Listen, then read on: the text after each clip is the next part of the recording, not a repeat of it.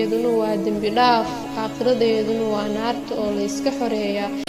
يا هلال أهلا أهلا كيف الحال قد غبت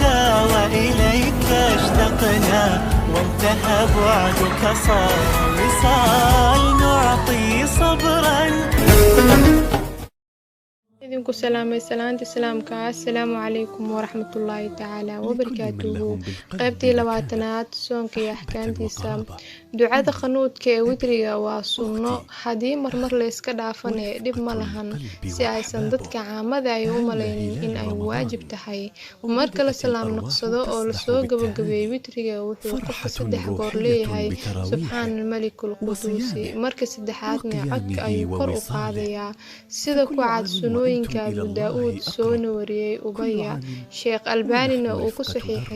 السنة أبي داود وإنه بريء قبتي لواتني كوات بإذن الله وأنتم بخير.